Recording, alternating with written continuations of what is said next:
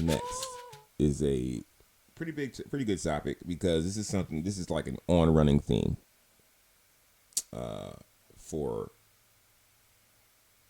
what's going on in this country. Is since the first election of Donald Trump, the irony of what he does is crazy because I do not like Donald Trump as a person. I hate him. I've always hated him. I've despised him. And for the people who say, oh, TDS, well, I must have had TDS since the goddamn 80s because I've never liked this guy.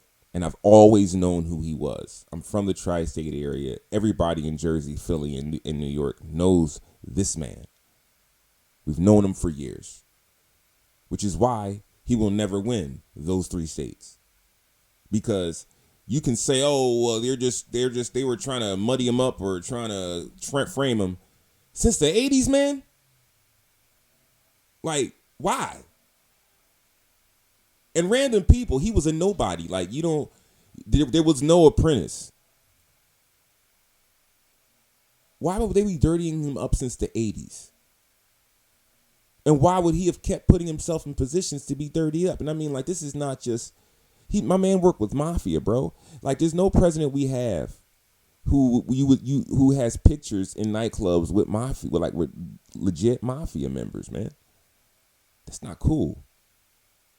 And if you look at how they're running this thing right now, it's run like the mafia. Now, the irony of that is that white America loves the idea of the mobster and the gangster.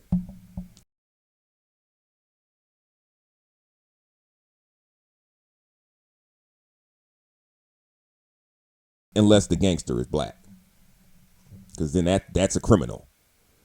But the other guys are, they consider them to be gentlemen, and even though they garroted people and ice pick people in the neck and the ear and kill people in broad daylight, and rapists, womanizers, pimps, sex traffickers. Those are the people. If you're white and you do all of the things that they say are like the worst things in the world, you will get idolized. If you are black and you are even anywhere near that, or even if you're a victim of it, you are thought to be lesser than. And it's really wild.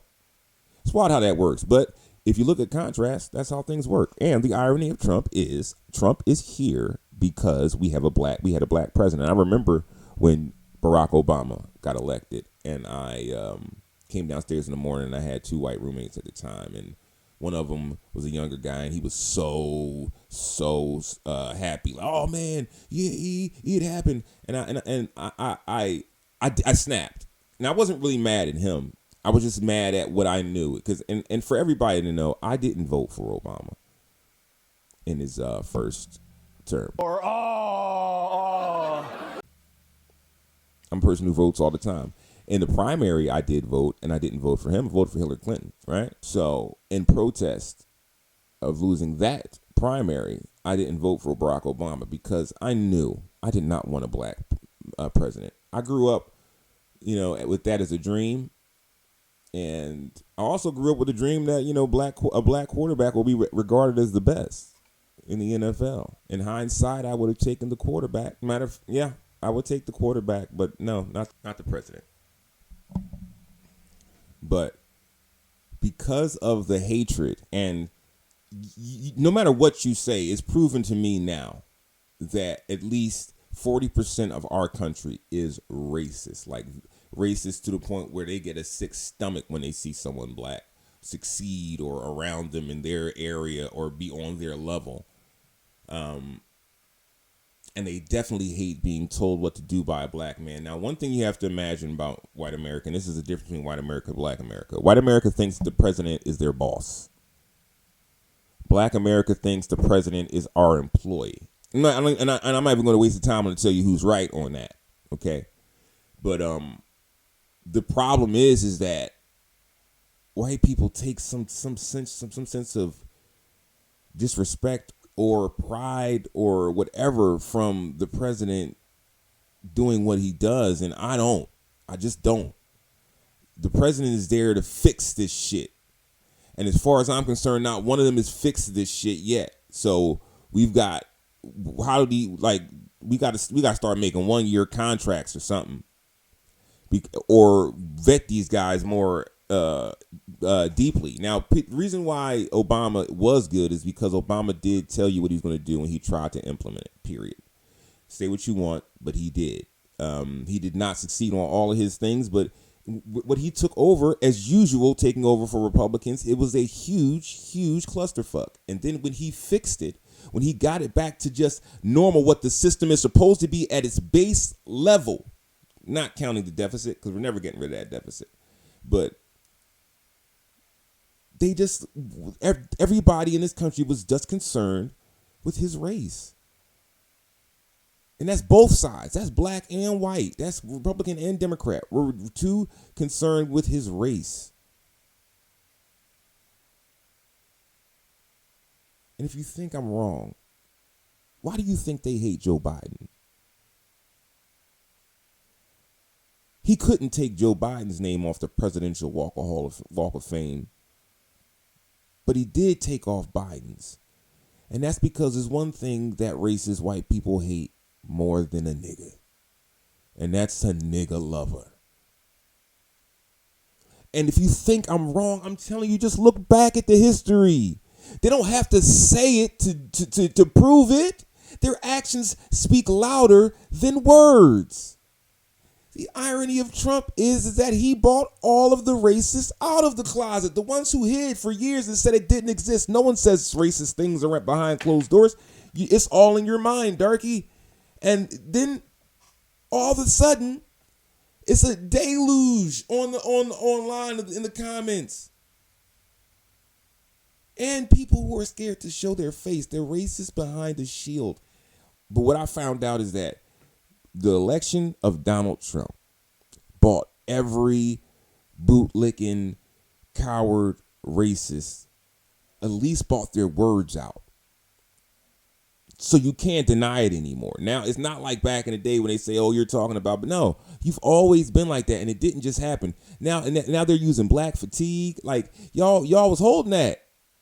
Y'all have been saying it to each other for a while. You think I'm stupid? And then y'all so stupid, you don't even know that it's a coined phrase already. It's a book about the exact opposite, written by a black person. How are you not going to be black and have black fatigue? Mind your goddamn business. Go to your white neighborhoods.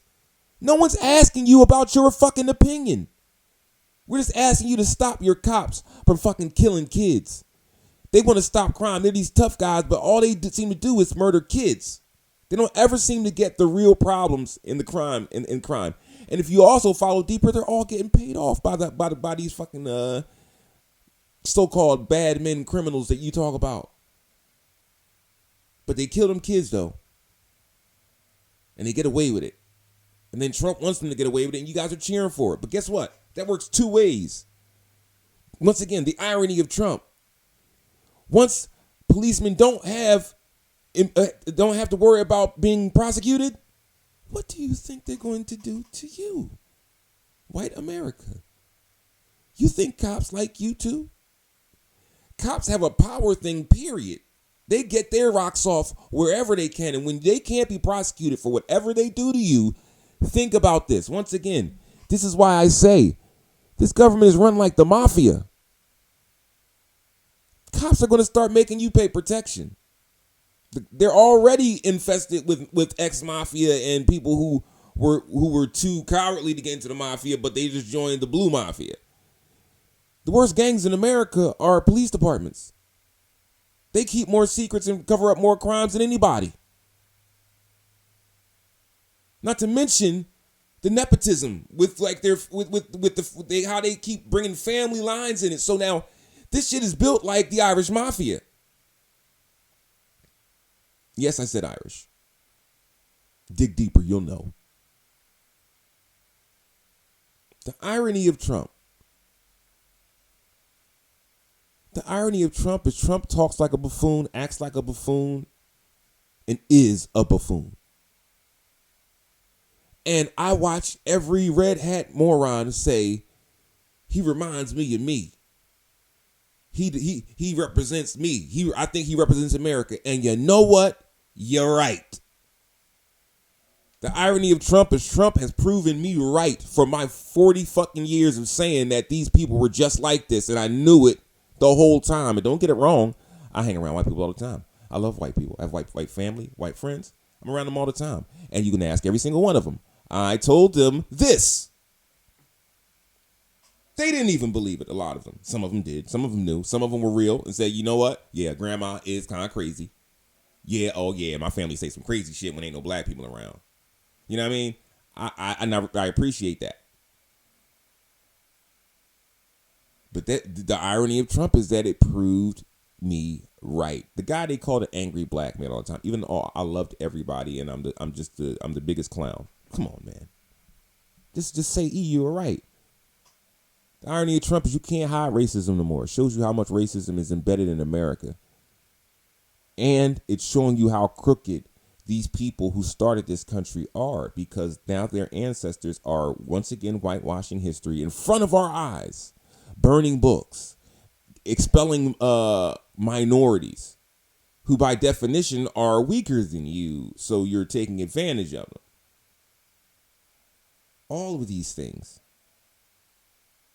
And they're doing it without regard to what it's going to do to the economy, what's going to do to the social fabric of this country, and what it's going to do to the civility and peace that no longer resides in this country. There's a tension everywhere you go.